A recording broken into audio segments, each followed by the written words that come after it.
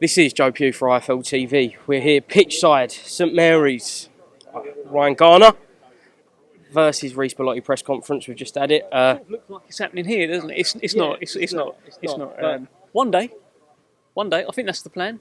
But yeah, Ryan Garner, Reece Belotti at the Bournemouth International Centre. The Bic, the Piranha is chomping at the Bic. Come on, I thought that was a good line, wasn't it? I like that one. That's good. But yeah, that's July 26th. That's why we're here. Two really top guys, top fellas, nice guys, and very good fighters. And it should be a great fight. And the reason why we're at St Mary's is because Ryan Garner is mad about Southampton, and they're mad about him. And it is inevitable that somewhere behind me, one day, he'll fight there. And that's very much the plan. He's got the fan base, he's got the style, and they love him here. So, yeah, soon come. Soon come, Joe. Back-to-back fight weeks as well.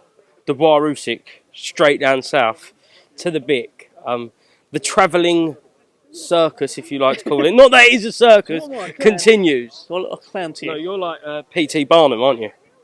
Definitely not. That's what Simon Jordan calls Eddie Hearn, isn't it? Is it? Oh yeah, it is actually. Yeah. That P.T. Barnum thing. No, that's not me. I'm just trying. You know what I mean? Just like, the UK tour continues. We've got the great tour. But yeah, look, that'll be some couple of weeks. That Wembley Stadium's going to be crazy. I think they've sold over 70,000 tickets now. So to put that in context, if that fight had been announced at Spurs, they'd have sold out Spurs now. And Wembley's on the way to being sold out, but they'd have sold out Spurs. So great decision to put it at Wembley Stadium. Remember all those morons saying, well, you can't put it on at Wembley, you'll never sell. Well, it is selling, and it's a brilliant fight. I can't wait for that. Can't wait to watch that. Can't wait to go to Bournemouth afterwards. And it's all happening, isn't it, Joe?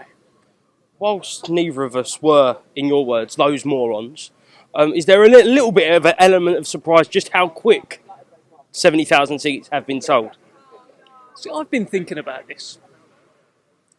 And yeah, a little bit. Look, I did think it would sell out. I did genuinely, I thought it would sell out based on, I don't think we knew the impact necessarily of Daniel Dubois knocking out AJ at Wembley Stadium in front of all those people, the worldwide watching audience. I don't think we fully knew what impact it would have on his star power until the next show. Well, now we know. And the same with Usyk. All those great wins, you've got to remember the Chisora one. I'm pretty sure that was behind closed doors. Yeah, Bellew before that. Joshua fights, Fury fights, which have been in Saudi.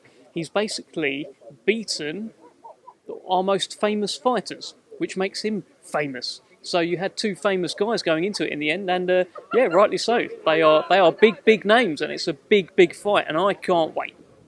Just going to rewind 5 days in this gale force wind. Yeah. Josh Taylor, Echo Esserman, we haven't spoke to you since that night. What did you make of the fight, Dev? I thought it was a captivating fight. I thought it was a fight where, for the first 2 or maybe 3 rounds, I thought Josh Taylor is showing his level here. I think Darren Barker actually said a line on commentary, and I was working on the show, obviously, so I had the commentary in my ears, so I could hear all of that, which was good. He said, I'm showing you this is levels, son, something like that. I was sat next to Ade at the time. We were both like, yeah, this is kind of what this looks like. But then, that's not what it looked like. The engine kind of took over. And it was a close fight. I think with like 3 rounds to go, it was pretty close. But Echo just pulled away, in my view anyway. And his engine, it needs to be studied. He just keeps going. And he's so fit. He really lives the life. And fair play to him. At 36 years old, he's just had the win of his career. And he is a problem. How do you beat a guy like that? The only guy that's beaten him is horrible Harry Scarf. And that was just a horrible fight, as Harry Scarf does. You know, he can neutralise you from time to time. But, yeah, I don't know how. Let me put it this way. There is not a person in the world called Norman who can beat Echo Esserman. Not a chance. How does Echo Esserman lose to a Norman? Ain't happening. So I think if Echo Esserman gets his hands on Brian Norman, I think he'd beat him and we'd have a new WBO World Welterweight Champion. That's how good he is. Moses Itauma. Sensation. He's unbelievable, isn't it? What is this? This is a freak. I said it before. Football, they've got Lamine Yamal, right? He's the one coming through, and everyone's just watching the clips of him. Boxing has Moses Itauma. He is the answer to that.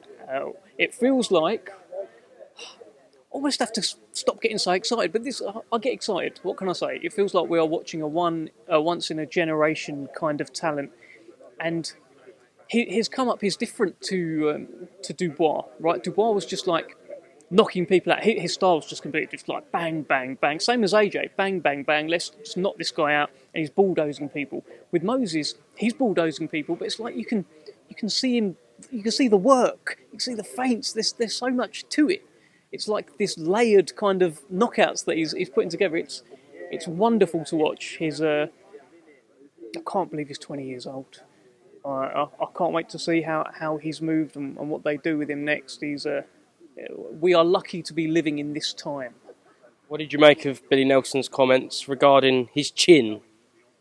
I don't know. Has Billy Nelson sparred him? Has Bakole even sparred him? I don't know. He's just. This is what Billy Nelson does, doesn't it? Surely there's only one way to find out, though. Yeah, I mean, and make that fight. Yeah, I'm sure it's going to happen at some point, But Moses, I fully trust whatever Frank and Francis are doing with that man. They have made him a superstar now, an emerging superstar in the sport. He's one of the most talked about heavyweights in the world. He's unbeaten in 12 fights. He's knocking people out. He's looking good. And he is being linked with big names. He still is just 20 years old and has only had 12 fights. What's the amazing thing is, he's never been beyond 6 rounds. He needs rounds. I don't know where they're going to come from, but he needs rounds, just so that we know. He needs to see some adversity in a fight at some point. But I'm sure he'll be beating everyone before long. I can't wait to see it. Yeah, look. Marius Wack was brought in to do rounds, and Dempsey McKean was brought in to do rounds. At what stage do you go, we might not be able to get rounds until you get to the elite echelons of the heavyweight division? It's certainly a question for Francis and Frank. They'll pull the trigger on him, but they might not have a choice at some point, because you might bring in your Jermaine Franklin or something like that, which feels like a kind of a heavyweight who's durable and could give Moses rounds. What if Moses just bangs him out in 2 rounds? Then where's the next Jermaine Franklin? There used to be guys like Kevin Johnson on the scene as well. I don't know where these guys are at the moment who could give Moses rounds. He might just have to ease up and just like chill for a first couple. Let me just take this to the next half. I don't know. He hits so hard, and he's just a problem. He's confusing them, and he's hurting them, and he's mashing these guys up. Lily said something else. Yeah. It's fine. You can say what you like on IFL, mate. Last little thing. I want to ask you about yesterday across the promotional divide. That isn't really a divide anymore. No. Yeah. I was having a chat with Darren as well. Lovely fella. Yeah. Basically should merge. But, look, Harlem Eubank and Jack Catterall. Interesting little press conference yesterday. Press conference that I feel like your style of press conferences will kind of fit into that, with Sam Jones coming in a monocle and a sheriff's badge. Yeah, what do you make of that? He's got quite a bit of stick for this, hasn't he? Yeah, I've seen he's been getting stick. I rate it. I massively rate it. Look at what that press conference was yesterday, right? Jack Catterall, not a big talker. Harlem Eubank, not particularly a big talker. I think one of the things they said was, we don't need to trash talk to sell this fight. Okay, so that's not particularly encouraging. There was no Eddie Hearn there. There was no Chris Eubank Sr. there. So how are you going to get your headlines? What are people going to say other than this is a really good fight? You need a little something else. And I massively rate what Sam Jones did there. He created a little moment. So you need to do it. I think people take stuff too seriously. Like, it's disrespectful to Eubank. No, it's not. It's just... It maybe drawn him out where maybe Senior can come back in the next press conference, or they can talk about that fight more. How dare this young mucker Sam Jones do this? I don't know. But these press conferences are basically little opportunities to entertain and to create headlines and clips. And they got that yesterday. And that's what you've got to do. It's not just, I'm going to have a good camp and I'll see you on fight night. Boring, mate. Need a little bit more. Very last thing, week off this week, and then from one stadium to the other, Ipswich, all go on Justice Hooney versus Fabio Wardley. All go. all go, and Justice Hooney, they're so confident. The Matchroom guys are so confident. And you got to think where Justice Hooney is in Eddie Hearn's heavyweight landscape. He's got AJ, right? AJ can fight whoever he wants, whenever he wants, right? But underneath that, it is Justice Hooney.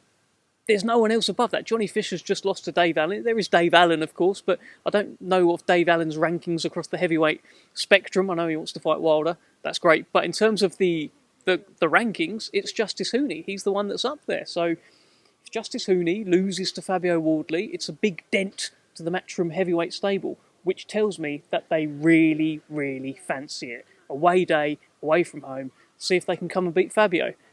I don't think they can. Fabio's unbelievable. He hits very, very hard, but we'll see. Big fight week. Dev, thank you very much for being to IFLTV. Enjoy a week off of no boxing. Out gallivanting around Kent, giving it the big one in the old Stone Island and Gucci. Do you think this is Stone Island? Do you think? No, I know you save them garms for Kent, for the home. You've got me all wrong. This is Zara's finest, Joe. Zara's finest.